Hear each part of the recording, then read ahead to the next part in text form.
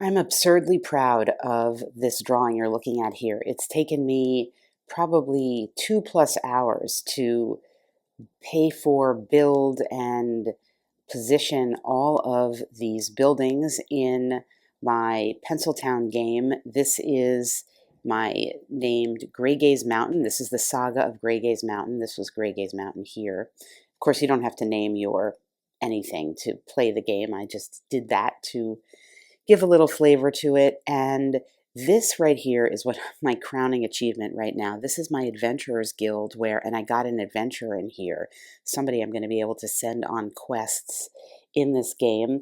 And I say it's taken me over 2 hours because, well, first of all, because it has, and second of all, to note, I'm not even halfway through the game yet. These are the rounds. There's 100 rounds in the game. I am going to go over the rules a little bit, but I just want to sort of show you to give a sense of what you're getting into with this game. There's even a warning at the beginning of the rule set that or I shouldn't say a warning, I should say a comment and a suggestion that because the game takes so long, you might want to play it and take breaks. And indeed, that is the case. This is a game by Andrew Backhouse, and I'll put the link. I picked it up on Drive-Thru RPG. You can also get it on his website. It is not a free game. It is a paid, you must pay for the game, and I did do that. And this is let's see, I'll go over the rules a little bit. I'm going to show you a couple of rounds of play because I think that is the best way to understand what's going on here. And I chose to come in. This is the second game I've played of this game. The first one ended in a kind of spiral downward in the first 10 turns, I think. The early rounds of this game I find a little tedious, where you are doing some basic gathering of wood and stone to do things, but it is a simulation model of building a town. So let's see, what does he have to say about it? It's a solo resource management and strategic decision-making game in which you help a newly founded town to survive, grow, and thrive. It is heavily driven by chance. That is true. There's die rolling that is just random, and you get what you get, and you don't get upset. And its intention is to create interesting stories. He's saying it's inspired by these games here, and it is a pencil and paper game. You do need a good eraser and some dice. We'll go through the steps here and I'll show you a little bit, but in essence, it is a very simple round of play where you're rolling some dice to see whether there is an event that happens either from within the town or outside the town and the environment, which can be some invading enemies or a wandering character who wants to trade with you or something like that. That's the first step. And then you are running your economy. You're building up an economic engine based on criteria and things that your own buildings give you. So for example, this is my economy right now. I'm going to be producing 4 wood every turn because of a couple of things, one of them being the lumber mill that I have built here, and I get another benefit for something else that creates the 4 wood. I'm going to be creating 2 stone from my quarry that is here. I will be creating 6 food from some various things, including this farm that I have. And however, I also have an upkeep here, and the upkeep here for my food in particular says that for every 2 people in my town center, I have to spend 1 food, and this is my town center here, and I currently have 1, 2, 3, 4, 5 people here in the town center, so I have to have available to me 6 food every turn to feed them, and then people elsewhere don't necessarily need food. And here also, per militia, I just started to get militia into my barracks. My barracks is here. I'm going to need 1 food for each of the militia. So that is something that I just picked up as an upkeep or expense. And continuing down, you can follow along. These numbers mean you roll 1d6 each economy turn, and you use the number you get to determine whether you have a success or fail on any of the things that require a die roll. You don't roll the die for each aspect. You roll one die, you have one number, and you run it down. So if I rolled, for example, a 3, I wouldn't get any population or militia or reputation. If I rolled a 4 this round, I would get a population increase, etc. So that you run through that. That's your economy turn, and then the final turn or the final part of a round is your actions, and that's when you can sort of do the things that you can do, which are making buildings, upgrading them, repairing them, finding materials through scavenging, do this questing that I was mentioning, or use, if you have a building with a special ability, you can use that. I just built a chapel here, and my chapel has a special ability, so I could use that. And that is the end of the round, and then you tick off the number and you go to the next round.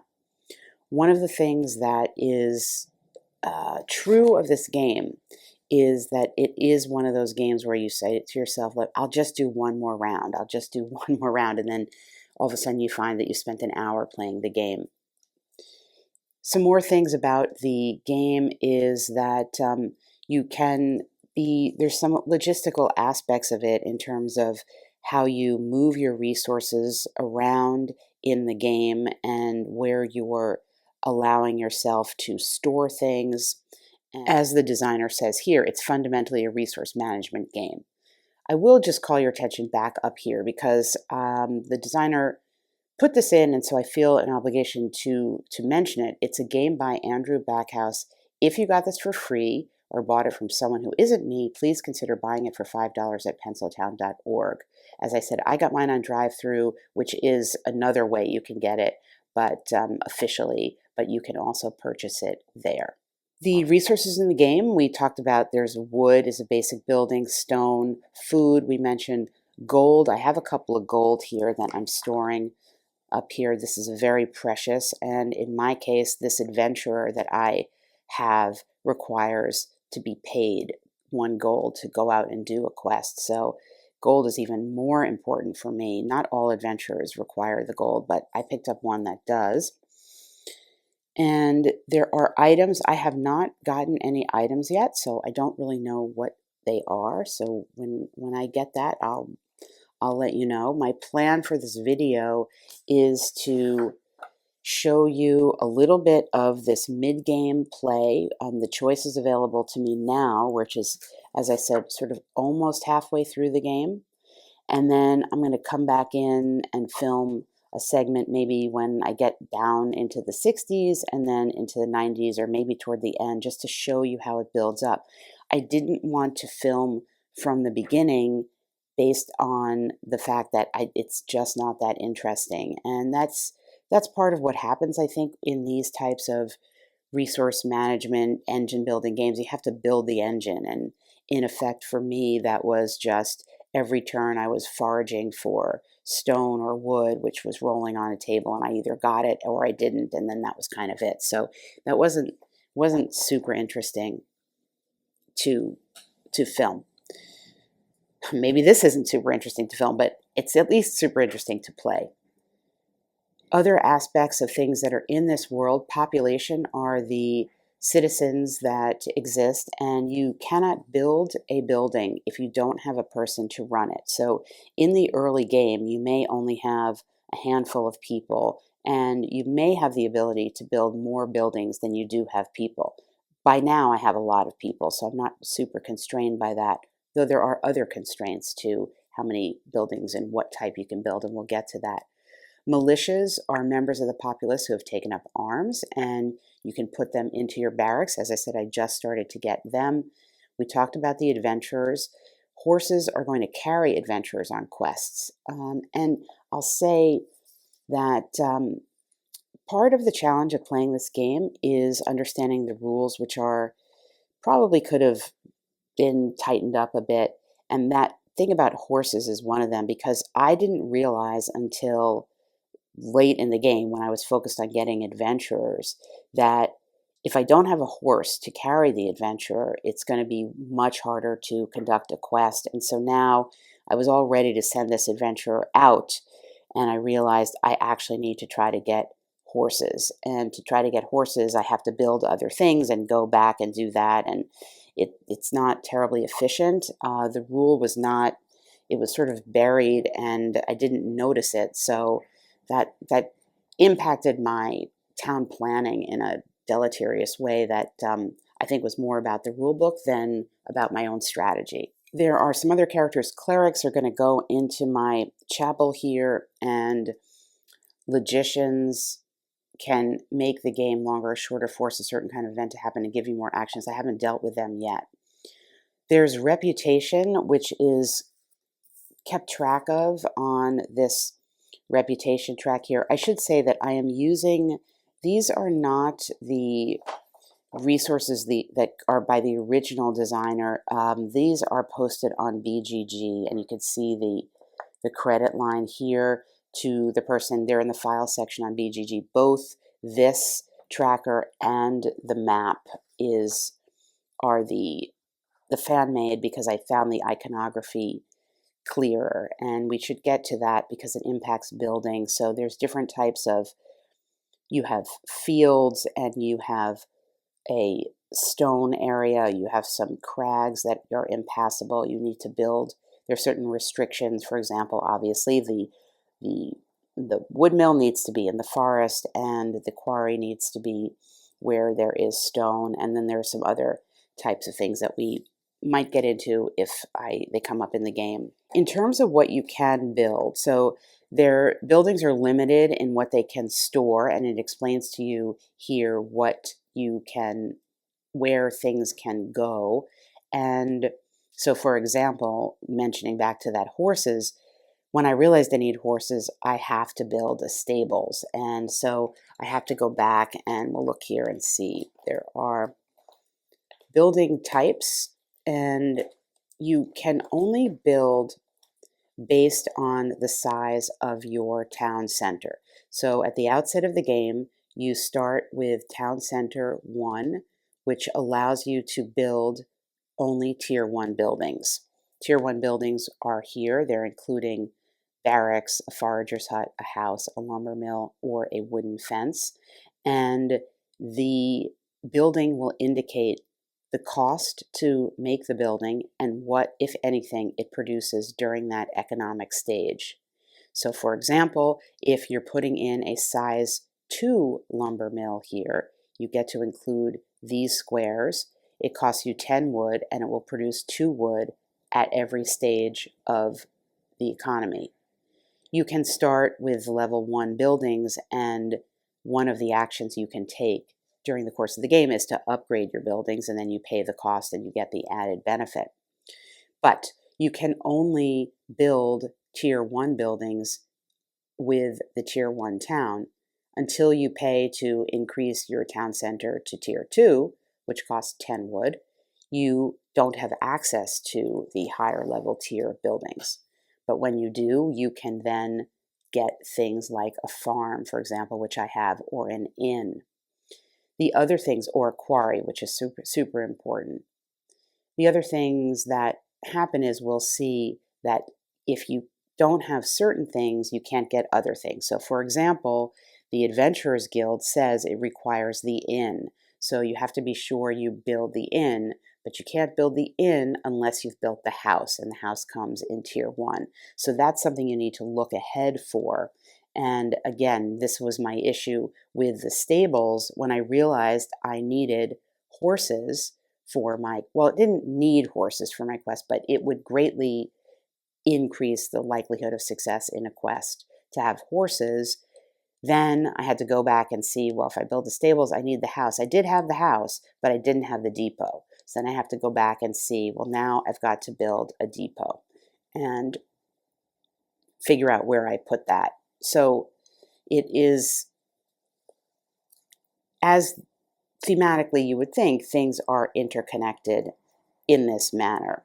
At this point, I'm working with a town that can support just up to tier 3. Let's see. Let's go back and look at my town center here. As you can see, this was the initial town center there.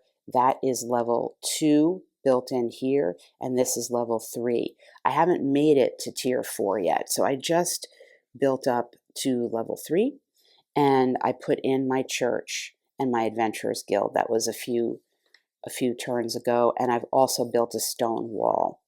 And the stone wall here is important because it will offer added protection against those external events that I mentioned can come into play. Those are attacks from the outside, like raiding orcs or whatever. And if you can't successfully defend against those, you can end up with, for example, a damaged building that you then have to spend time repairing and assets repairing. Once you put up your perimeter defense, everything else you put in there needs to, or I should say everything else you build needs to be in there, or you have to destroy your fence and rebuild it, or your wall and rebuild it. And if you look closely here, you can see that this is my second wall here. I had built one here tightly around, and I think I just didn't either realize how much space I needed, or I'm not really sure why I did that, but then I had to spend time destroying it. And of course, it costs to build a stone wall, costs stone. It costs a lot of stone indeed. So I'm not going to expand beyond this, I don't think. I wanted to be able to have it include this area here, because this is a deposit. You can look at the key here. These are gems, which would give me 2 gold, but unfortunately, I just didn't have the stone to do it, and so I couldn't quite reach there. But eventually, I'm going to get to put a building here and get some gold for that. A few other things about the game. At the outset of the game, you can choose to start eliminating a few turns and getting either a benefit for that or a plus and a minus for that, depending on how hard you want the game to be. And I took the benefit, and one of them was an additional building range. So with each of the tiers of the town that you have, there is a restriction on how far away from it you can build. In my case, for this game, I get a +1 square to that. So whereas typically for a town of my size, which is a town center 3, I would be able to have a building range of 6. Now I have a building range of 7. And it doesn't really come into play at this point because I'm going to be within range here, delineated with everything. This is a road. It's a pre-existing road. I won't get to use this one. When you're counting range, you can include, the road just is like nothing. So it's like it's connecting your range. So that can be a big benefit if you want to spread out and make use of the road. The way this map is and the way I chose to build my town here, it didn't actually come into play too much. I think that's probably all I'm going to go over in terms of the rules. You can see as you get more advanced into tier 4, I'm trying to get this wizard's tower because, this is what I want to say. There are goals in the game, and you roll up for a goal in the game at the outset, and you're trying to achieve that goal. Now, in my case, what I decided to do, of course, because I didn't want to play exactly by the rules, was I decided to roll up for 2 different goals, and then I used part of each of them. And in the case, what I'm ultimately trying to do, they call them objectives, sorry, not goals. What I'm trying to do in this game is I'm trying to build a chapel and house 3 relics in it, build a tier 2 chapel, which I have right here, and house, it's a tier 3 chapel, which this is only tier 2, and house 3 relics in it. That's one goal. And then the other goal is to make a wizard's tower and cast 20 spells from it. I think it was 20. Now, I don't know if both of those goals are possible, but I definitely want to get the wizard's tower and start being able to cast some spells, which I don't actually even know how to do yet.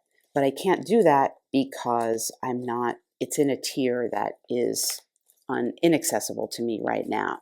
So you can see the Wizard's Tower here is tier 4, and it grants access to strange and powerful wizardly abilities.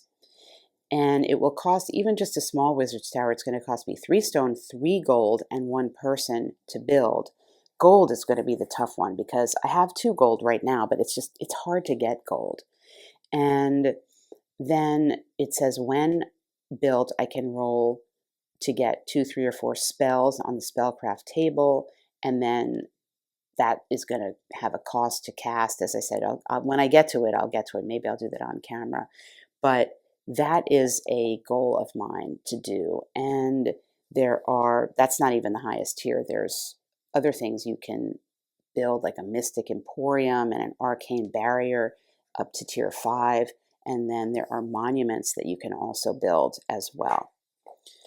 The rest of the book here of rules, I mentioned there's 2 different types of events. So you're rolling a d3. If you roll a 1, there's no event. If you roll a 2, you get an event that is a town affair, which is sort of typically something that happens inside.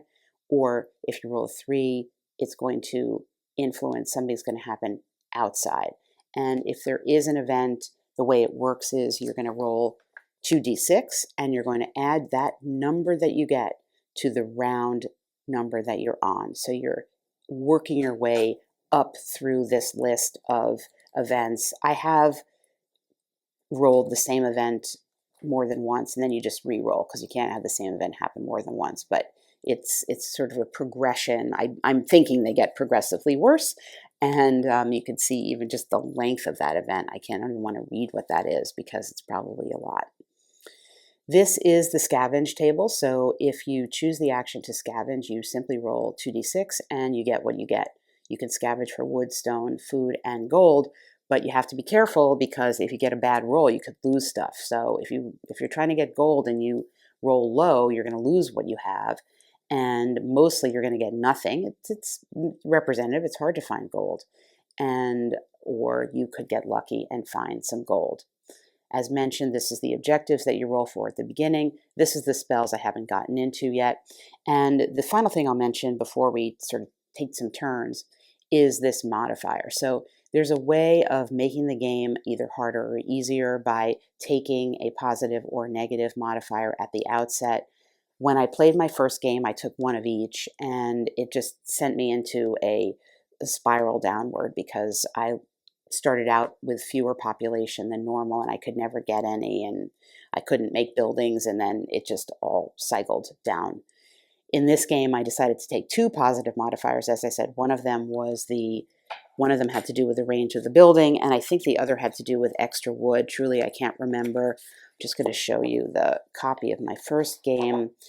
I don't remember how many turns I made, before it died out, because I reused the counter sheet. I just erased it all. But here's my original map, and I tried to get to town center 2, and you can see I have 2 people here, and like no other people. So I couldn't get more people, and I don't know. It didn't work out for me. So in any case, that's an overview of the rules. I think it's easiest to see how the game works by watching a few rounds of play, which is what I'm going to do next. And yet I had to go over some of the rules in that manner, or else not sure anything else would have made sense. All right, let's get to it. The first thing we're going to do is we're going to mark off the round number here. So that's round 41. And we're going to roll our D3, and we're going to see that it's an outside event. So the next thing we're going to do is we're going to roll 2d6 and add that to 41. That brings us to a 51, and we turn in the book to the outside event 51. And the denizens of a nearby town discover that your religion is slightly different to theirs and launch an all-out attack. Great. Fortunately, their town is quite small.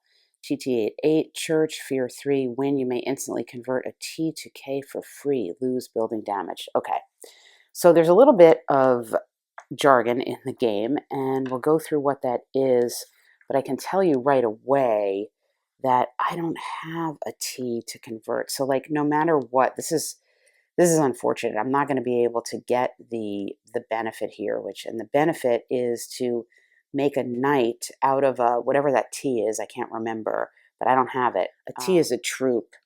So I don't have any troops. I would love to make my troops into knights because part of the other goal of this church here was to use your knights to do something. So in any case, all this is going to mean is that I have to do a defense of, I have to defend the church. The church is being attacked. We have a TDR, that's a town defense rating, and we get to add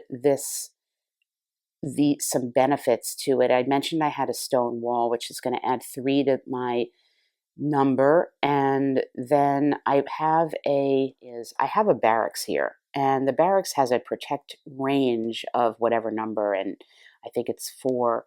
The church is within range of that, so the church is being attacked. It's going to add protection from the barracks. It's going to add protection from this stone wall, and then I'm going to roll a d6, and I need to meet or beat that number that you saw there, which is an 8. Let's go through this combat situation. It says, when you're attacked, the TTR or town threat rating represents the magnitude of a threat to your town. That's a pretty big threat. It was an 8. It may list a targeted building, and in this case, it's the church. It says if you have 2 of the building, you can pick the one. If you don't have a targeted building, you select a random one. There is a way to do that. I'm not going to get into that here because we do have the building. So we need to determine our TDR, our town defense rating for the building which has been targeted. We're going to start with 0. If the barracks is constructed and undamaged, it is, and the targeted building is within the protect range of any barracks or outpost, it is, because the barracks range, let's see, the protect range is 4 for that. So as we can see, just as luck would have it, the barracks is here, and this is clearly within range 4 of the, you're calculating range from door to door, but 1, 2, 3, 4, so it is just within range of the barracks.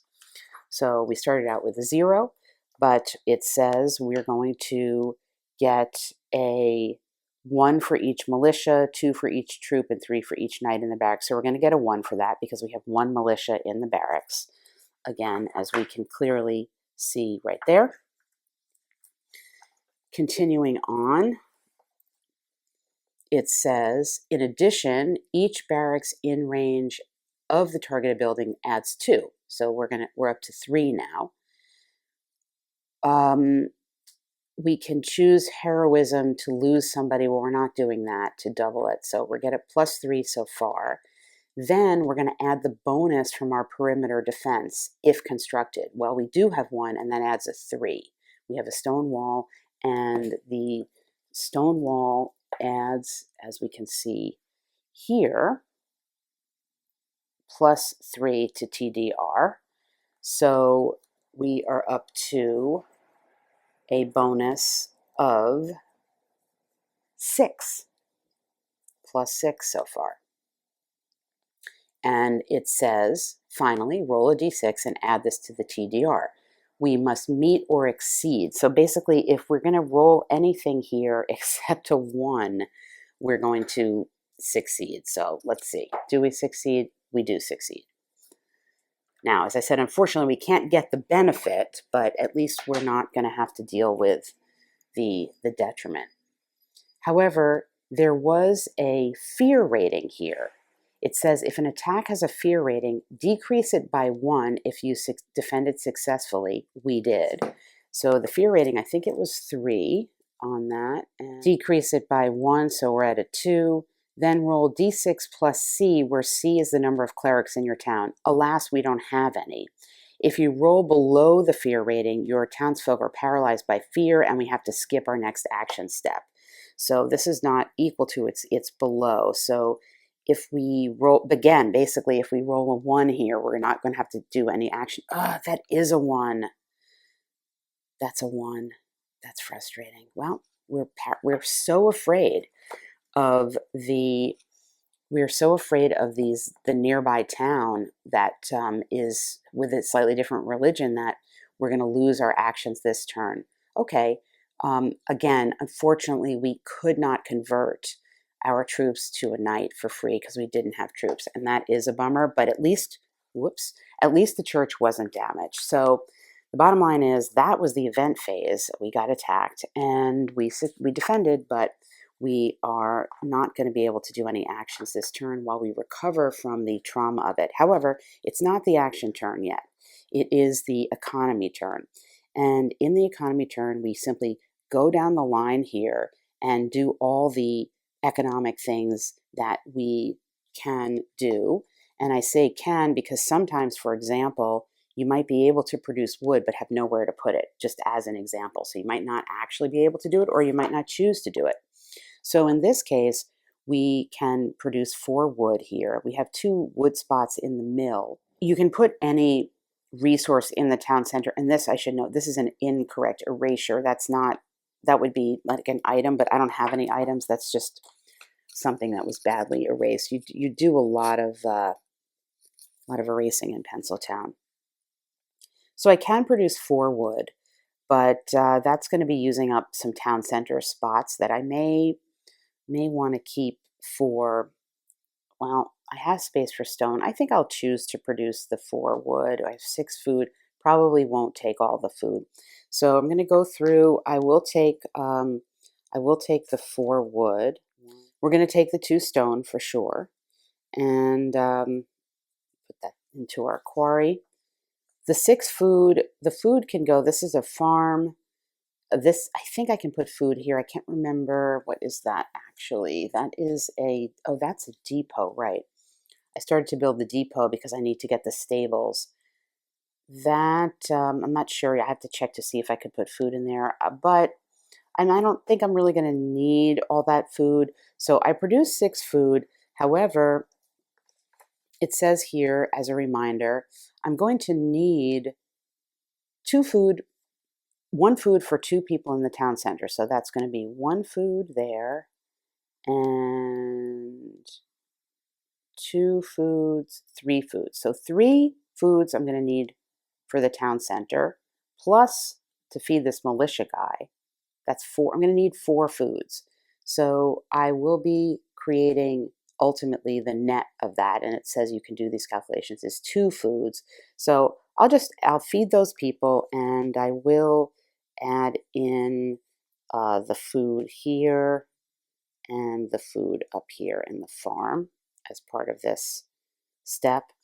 And this is the first time we need to determine whether something happens with a die roll. And again, very important, you only roll the economy die once. You're not rolling for each thing.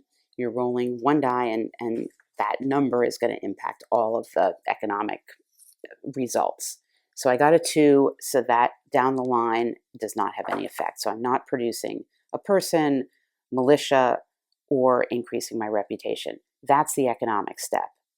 Now, had we not been paralyzed by fear, we would get to do actions this turn, but we are paralyzed by fear, so we can't do our actions. What I'm looking to do, I forgot actually that I had created this barracks. These are my notes. It's important to number the buildings and also know what they are. You can't really see this number 10 here, but I realize that, let's see, this is the depot here. That's the number 10 right there. Because you need to know, first of all, what you can store in there, and I probably should have been making a note of that here. And you can also, if you need to randomize a building, so for example, that attack said it would be a church. If I didn't have a church, I still would have gotten attacked. It would have been a random building, and the way you determine that is you roll a d6, and then whatever number you get, you sort of count back from your most recent building, and that's what gets attacked. So if I didn't have the church and I rolled a 4 for a random building, I would count back 1, 2, 3, 4. The inn would have been attacked. The reason it's important to know what is attacked is that it will have different impacts if it becomes damaged. And these are listed in the place where it gives you the information about the buildings themselves.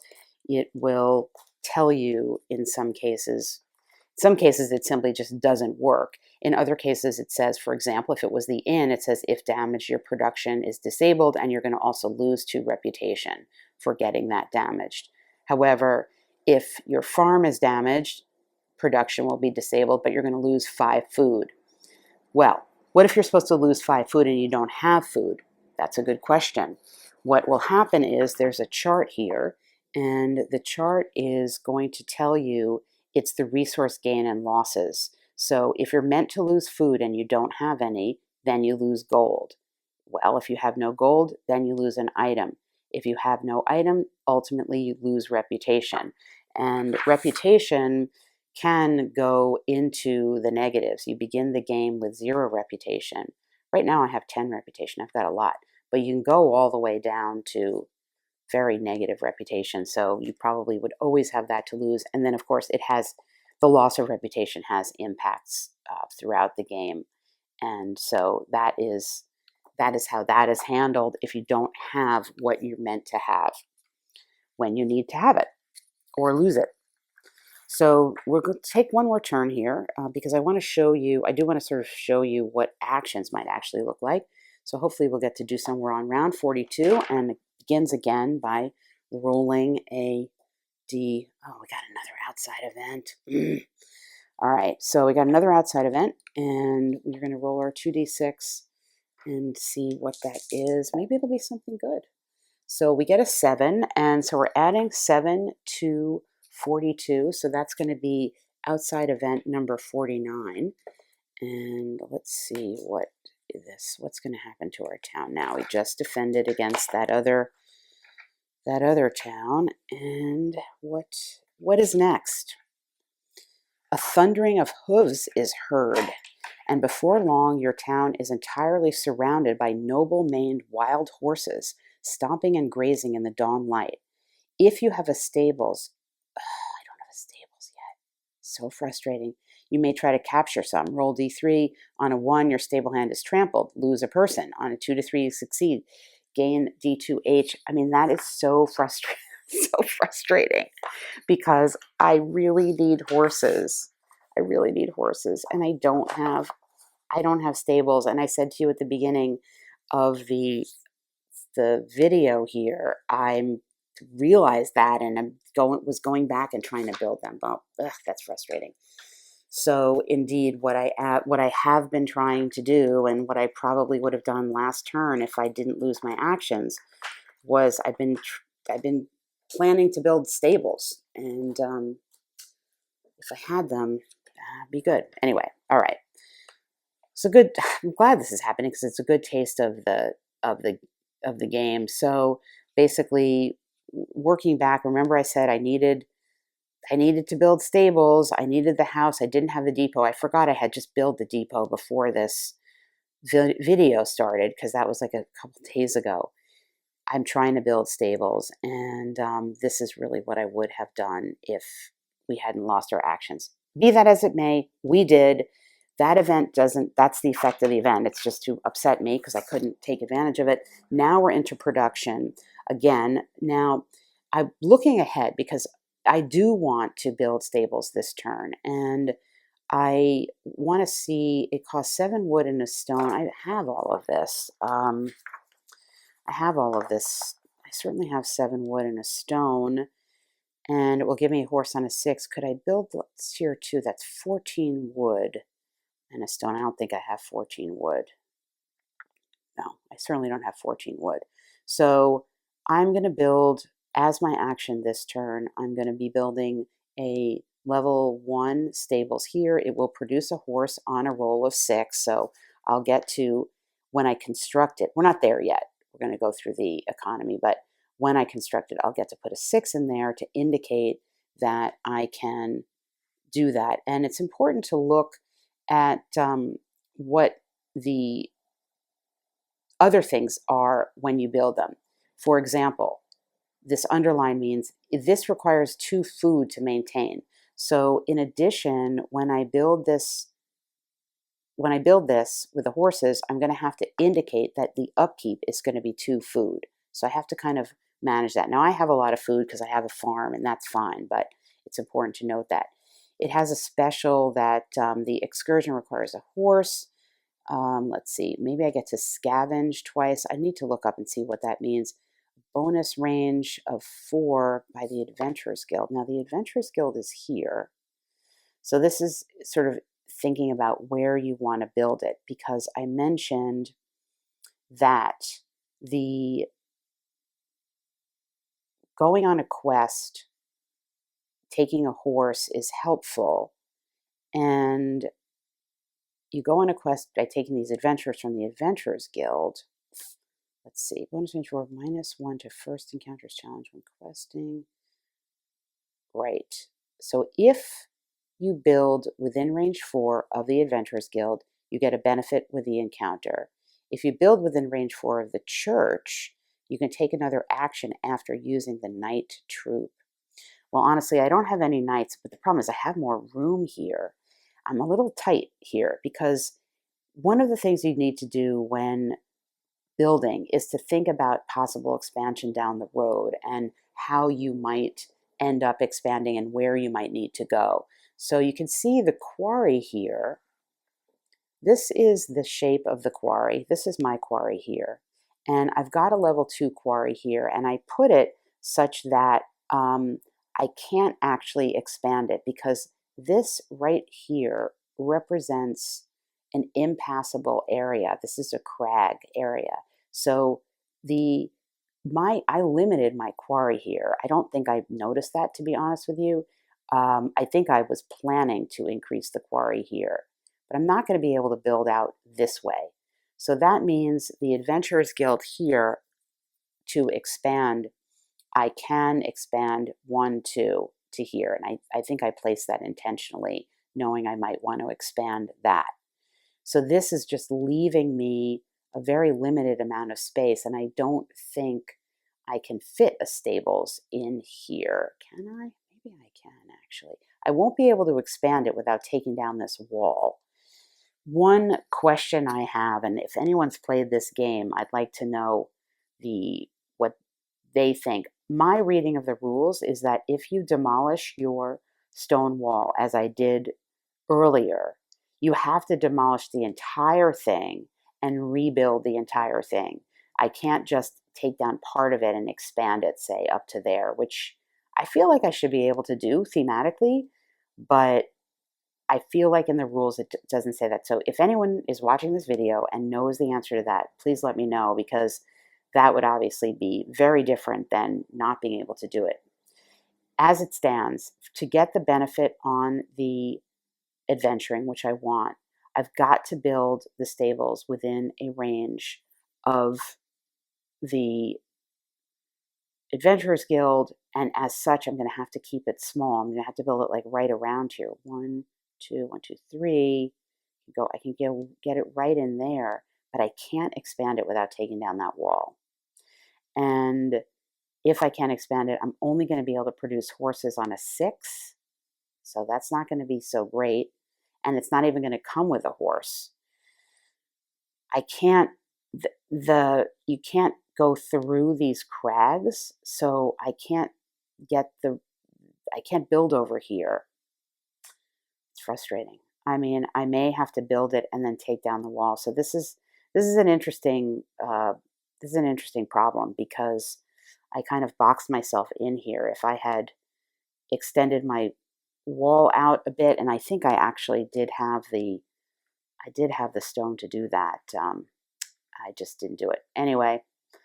Let's get to the economy, and this video is getting long, so I don't think I'm going to end up showing you more of the game that I'd originally planned to, but this is probably enough to get a sense of the game. So I could produce 4 wood here. I don't really have a place for the wood. I'm going to be using up wood, 7 wood to build this. 1, 2, 3, 4, 5, 6, 7. I'm going to skip producing wood. I will produce 2 stone because I have a place for it. I might as well, right? Stone. And we are going to, now the food is, again, we're producing 6. So we're going to be using 1, 2, 3 here. So we're left with 3.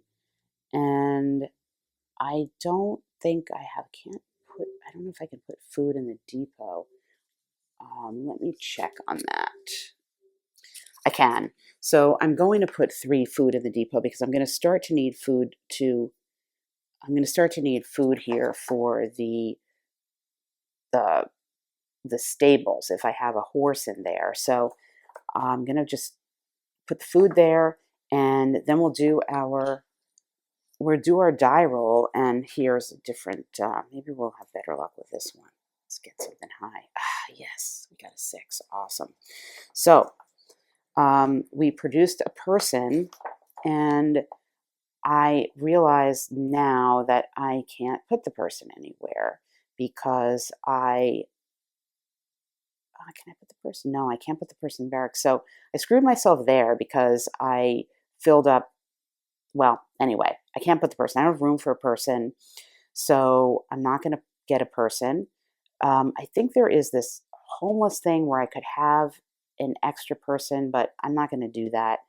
The militia I can get, and I'm going to get. So I'll put a militia in the barracks here. And I also get a reputation. So I'm going to get to increase my reputation by 1. And the reputation comes into play. I'll show you a couple of things. So my reputation is now 11. Anytime you cross one of these barriers, you get an additional person or lose an additional person. So one of the things that happens as your reputation goes down is you can continue to lose people. If you lose too many people, you can't make any of your buildings work. And that's one of the ways, there are many, that you can kind of spiral into destruction. In any event, my reputation is now 11 here. And I am going to, we already worked through, I'm going to put the stables here. I'm not sure if I have a better option at this point of what to do. The reason that I'm interested in getting the horse has to do with questing. And before I end the video, at least I'm going to show you what questing is. I haven't done a quest yet, but I really want to. So to do a quest, you have, let's look at the actual rule. It says, once you have attracted an adventurer or 2, you may send them on a quest. They're mid to late game ventures which require you to prepare well and carefully balance risk and reward. So each adventurer has a number of dice attached to them, and that's what they get to roll on the encounter that they participate on. They also have a rouse cost, which you must pay every time you choose that adventurer to join a party. So the adventurer I have, and you get them randomly, I can't remember how I got it. It was through some event perhaps. The adventure I got was this fella, George the Pragmatist. So he rolls a d6 in any adventure he goes on, but he costs 1 gold to rouse, to get up out of bed. And then there's some impacts that he has that if we win, we get extra gold with him. And if we fail the adventure or the encounter by 3 or less, we could lose a person to change that failure to a success. So he has those benefits, but again, costing gold is a lot. To do a quest, we select one, and we can only select quests with a prestige lower than or equal to our reputation. So we have a lot available to us right now because our reputation is 11.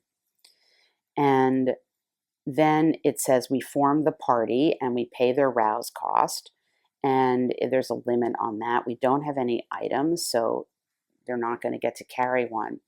And this is where I feel the rules could have been clearer, because to my reading, there's nowhere else it says this.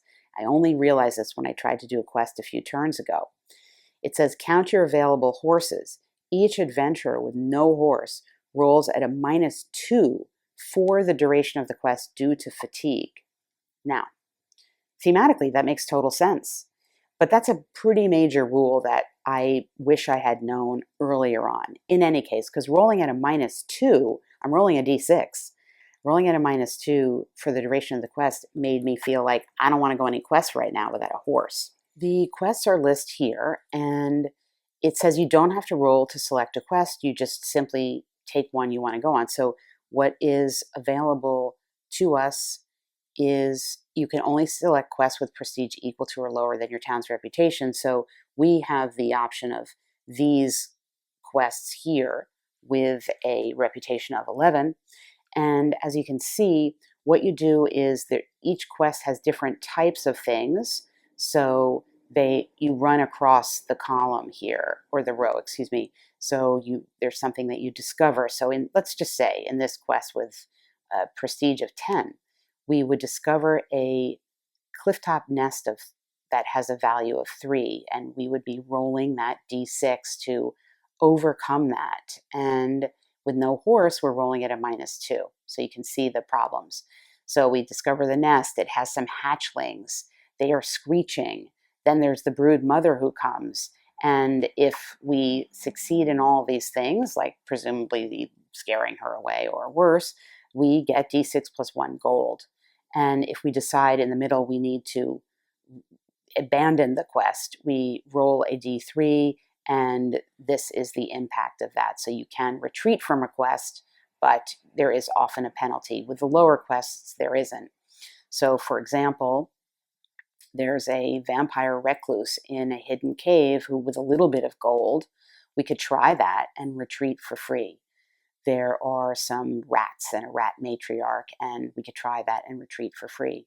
But again, absent that horse, rolling a d6, I just feel like it's a kind of a wasted effort until I get a horse. And that's going to be a problem because I made some errors here now that I see this in my placement, because I'm not going to be able to enlarge my stables within this wall without taking time and effort to demolish the wall and rebuild it. Now, I do have a lot of stone. I think this cost me 7 stone to build. I can't remember. So, but again, I also made a mistake here I can't get my quarry bigger ever.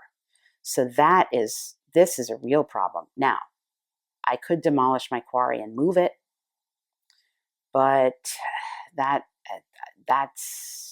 not going to do that. I'm not going to do that. I'm just going to have to work around, I think, this problem, but I'm not sure I can work around this problem without trying to fix it. So those are some dilemmas that I'm realizing here late in the game.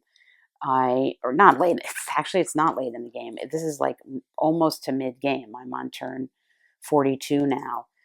And you can see where the reason why in this game the author specifically wrote somewhere, suggested that it is a long game. And let's read exactly what he has to say about that.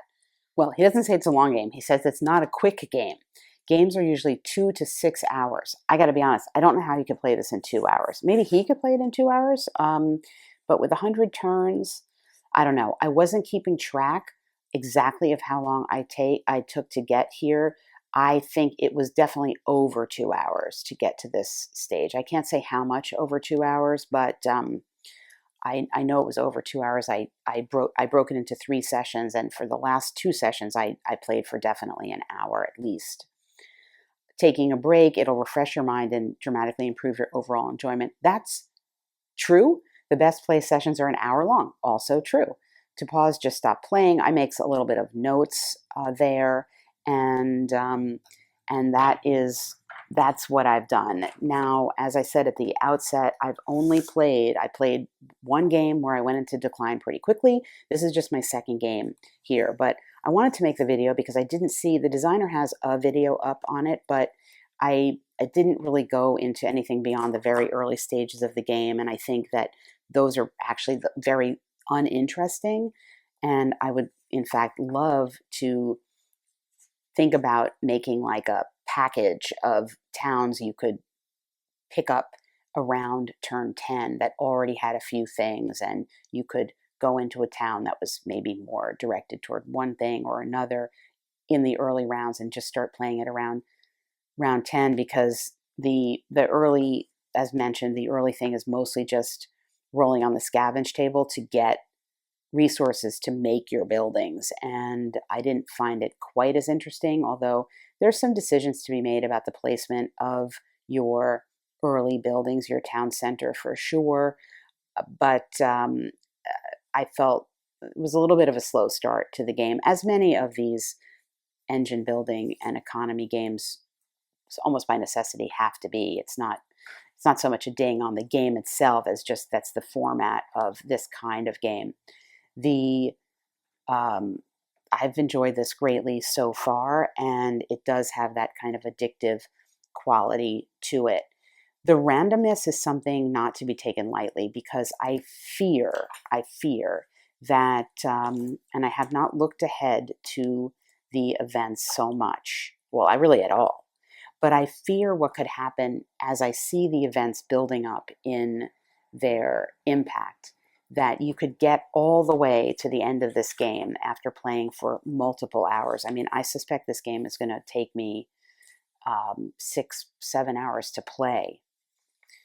I fear you could get to the end of it and through some random rolls just end up with such destruction that it ruins your chances to achieve the goal that you're trying to achieve. Like in my case, I mentioned something to do with the church. I haven't yet been able to build a wizard's tower, but that's a little bit of my concern. I don't know that that could happen, but just based on the way the events are written, I do wonder about that.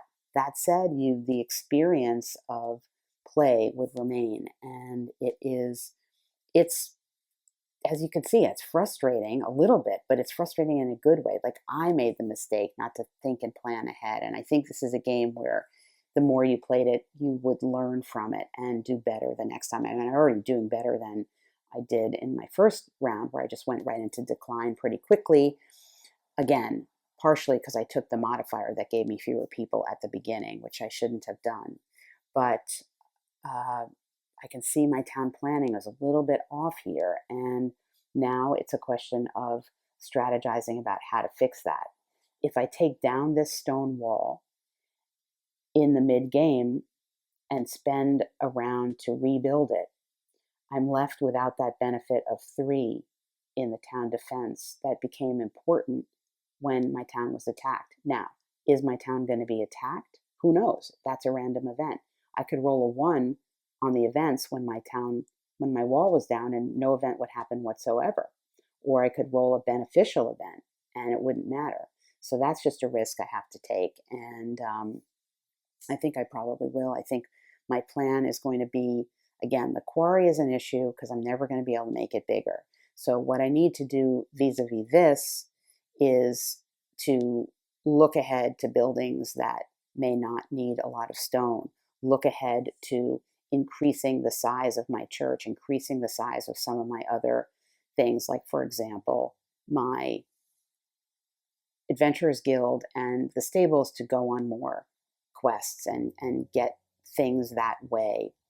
Also, the concern being that I'll be using all my stone to take down this wall, and it's going to take me a while to build back up. So I'm going to be without a perimeter defense for a few turns there. So that's my look inside Penciltown, and highly recommend it. It's been enjoyable. It's a great. I think it'd be a great like travel game on a vacation, but where you could just take. You don't even need this notebook, but you could just take the papers and have it with you for like the whole time you were away, and just play an hour a day, because it is a long game. It is a long game, and be prepared for that. But it is also one of those addictive ones where you just want to keep doing one more turn to see if something happens.